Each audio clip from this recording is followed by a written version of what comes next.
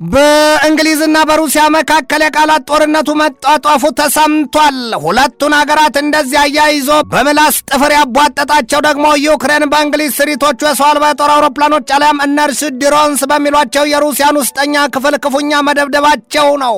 አንዳንዶቹ ከዩክሬን ወደ ሩሲያ የተለቀቁት የሰው አልባ የጦር አውሮፕላኖች አሊያም ድሮንስ ደግሞ እንኳንስ በአየር መከላከያ ሊመቱ ቀርቶ ሊታዩም ያለመቻላቸው ነው የተገለጠው። ብቻ የሩሲያን ውስጠኛ ክፍል የእሳት አበላ አውርደውበታል ነው የተባለው። ያንን ተከትሎም ሩሲያ በእንግሊዝ ላይ ስትዝት፣ እንግሊዝ በበኩሏ ዩክሬንን ገና በቀጣይም ለመደገፍ መዘጋጀቷን ቁርጥ አድርጋ አረጋግጣለች ነው የተባለው። ይህንኑ ርዕሰ ጉዳይ ለዓለም አቀፉ ትንታኔ ዘገባችንም መርጠን አሰናድተነዋል። ከትንታኔ ዘገባው ጋር ትዕግስቱ በቀለ ነኝ።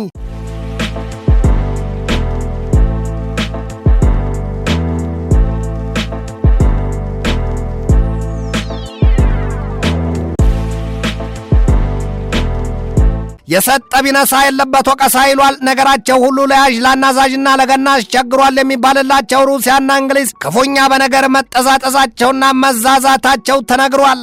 ሩሲያ አለቻት እንግሊዝን ይሄ የጫንሽ የጦር መሳሪያና ጥይት ለዩክሬን የምታግዢው ነገር ያለምላሽ አይቀርም አንቺን አርገይ ስትላት፣ እንግሊዝም በበኩሏ እናንተስ ከሰሜን ኮሪያ ላይ የምታግዙት መሳሪያ የቅባት ዕቃ ነው ወይ? አሁንም እንግሊዝ ለዩክሬን የቻለችውን ሁሉ ትሰጣታለች ነው ያላቸው።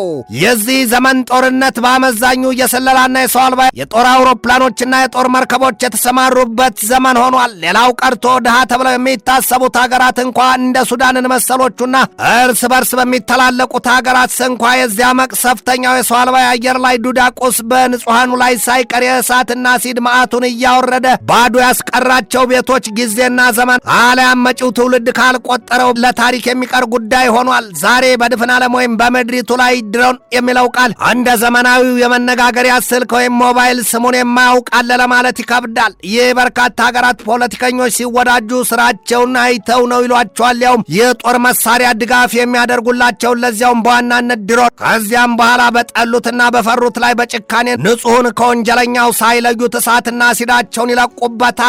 በዚህ ዘመን ጦርነት ነዳጅ ዘይት እንኳን የዚያን ድሮን የሚሉትን የሰው አልባ የጦር አውሮፕላን መቅሰፍተኛ ገዳይ ቁስ መታጣቱ የሚሆን መገኘቱ ዜናው አይራገብበትም። ዛሬ በሩሲያና በዩክሬን መካከል 5ኛ ዓመቱን በያዘው ጦርነት የዚያ የሰው አልባ የጦር አውሮፕላን አሊያም የድሮን ውጊያ ነጥሮና ጎልቶ ወጥቷል። በሞኝ እጅ የዘንዶ ጉድጓድ ይለካልን አሊያም ከሞኝ ደጅ ሞፈር ይቆረጣልን ይሏል። ዩክሬን ከሩሲያ ወረራ ተፈጽሞባታል ሲሉ እንግሊዝን ጨምሮ ሌሎቹ የአውሮፓ ሀገራት የተለያየ ድጋፋቸውን ለዩክሬን መስጠታቸው ይታወሳል። ከእነዚያ መሰሎቹ የአውሮፓ ሀገራት ደግሞ አንደኛዋና ግንባር ቀደመው ሀገር ከተባለ እንግሊዝ ትጠቀሳለች።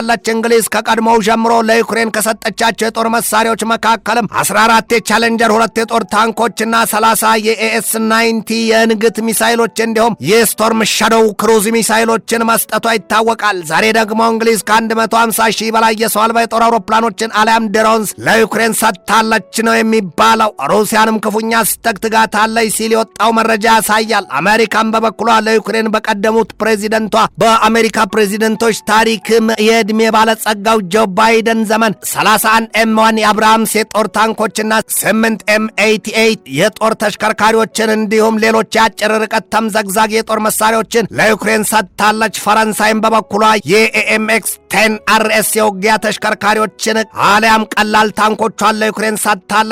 ጀርመን ደግሞ ሲበዛ መቅሰፍተኛ ነው የተባለለትን የሊዮፓርድ 2 ዋና የጦር ታንኳን ለዩክሬን መስጠቷ ይነገራል። የሊዮፓርድ የሚባለው የጀርመን ስሪቱ የጦር ታንክ የጸረ አውሮፕላን ስለመሆኑም ይነገርለታል። ከዚያም ውጪ ጀርመን የታውረስ ሚሳይሏን ለዩክሬን ሰጥታለች። ዩክሬን ከአሜሪካና ከአውሮፓውያኑ የኤፍ-16 የጦር ጀት ማግኘቷ አይዘነጋም። ምን ያደርጋል ጌታው ባይሸሽሉትን ቢያደርጋትም ዩክሬን ያንን ሁሉ መሳሪያ በሩሲያ እሳት ማስበላቷንም ጠልቀውና ዘልቀው የሚያሳዩባት ብዙዎች ናቸው። በሩሲያና በዩክሬን መካከል 5ኛ ዓመቱን የያዘው የተንዛዛ የሚባልለት ጦርነት ዛሬ ላይ በሰው አልባ የጦር አውሮፕላን መሆኑን የሚያሳዩት ብዙዎች ናቸው። ግን ደግሞ ለዩክሬን የሰው አልባ የጦር አውሮፕላን በገፍ በማቅረብ እንደ እንግሊዝ የሚጠቀስ የለምም ነው የሚባለው። ያውም ሀገሪቱ ከ150 ሺህ በላይ ድሮንስ አሊያም የሰው አልባ የጦር አውሮፕላኖቿን ለዩክሬን የመስጠቷ ነገር ነው የተሰማው። ዩክሬን ቀድሞውንም ቢሆን ከእንግሊዝ በምስጢር እንዲህ እንደ ዛሬው ጋድ ሳይወጣ በፊትም የሰው አልባ የጦር አውሮፕላን ድጋፍ አግኝታ ኖሮ ሩሲያን መተናፈሻ ማሳጣቷና የገዛ ነዳጅና የጋዝ ሀብቷን ማውጫ ማጠራቀሚያና ማጣሪያ ስፍራዎቿን ክፉኛ ማውደሟ ሩሲያን እያለው ያጣና ላይም ሻክላ ሰሪ በገል ይበላልን አድርጓታል ነው የሚባለው። የሩሲያን ባለስልጣናት ለወትሮም በከፋ ጠላትነት ፈርጀው የመጥፊያ ላጲሷንና የመታረጃ ሰይፏን ሲስሉላት የነበረችው እንግሊዝ ዛሬም ዛቻና ማስጠንቀቂያው ከሩሲያ ተሽጎድጉዶባታል ነው የሚባለው።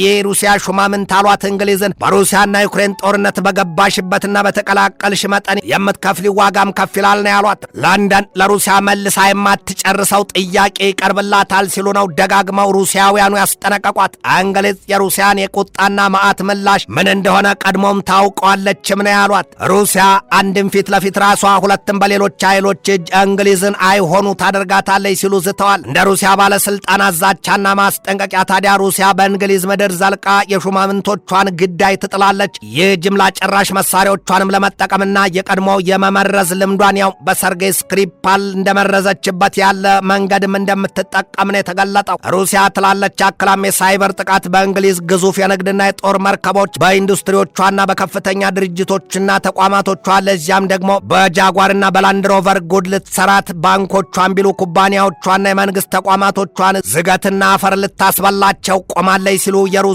ሹማምንት እየዛቱ ነው። ዛሬ በሩሲያ ላይ መልካም አስቦ የሚያድር የምዕራቡ ዓለም መንግስት የለም ነው የሚባለው። ከዋይት ሃውስ ራሶች እስከ እንግሊዙ አንዲ በርንሃም ድረስ ያሉት የፑቲንን አስተዳደር ባለስልጣናት መቃብር ሲመሱ አፈር ሲመልሱ ነው የሚታያቸው።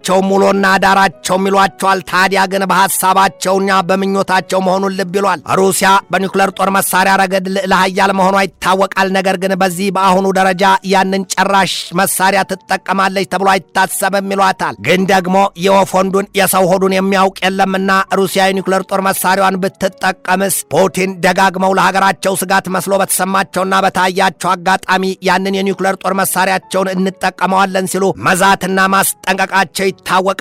ፑቲን ያንን ሲሉ ቢያስፈራሩም ግን ምዕራባውያኑ ለዩክሬን የሚሰጡትን የወታደራዊ ድጋፋቸውን እንዲያቆሙ አላደረጋቸውም። ግመሎቹም ይሄዳሉ፣ ውሾቹም ይጮሃሉ ይሉትን ያስታውሷል። ፑቲን የኒውክሌር ጦር መሳሪያቸውን በምዕራባውያኑ ላይ ቢጠቀሙት ኖሮ ያኔ የታይገር የአብራምስና የቻሌንጀር የጦር ታንኮች የሚግና የኤፍ-16 የጦር ጀቶች ለዩክሬን በተሰጡበት ቅጽበት ያደርጉት ነበር። አሁን ግን ያንን ያውሩ ይበሉ እንጂ ይዛቱ ኒውክሌር ለመተኮስ ልብ የላቸውም ይሏቸዋል። ፑቲን ምናልባትም ከአውሮፓ ሀገራት ኤስቶኒያን፣ ላትቪያን፣ ሊቱዋኒያን፣ ፖላንድና ሮማኒያን ከዩክሬን ጋር ቀራርመውና እንደ ቡሄ ችቦ አስረው ሊያጋዩቸው እያመለጉ ነው ይሏቸዋል።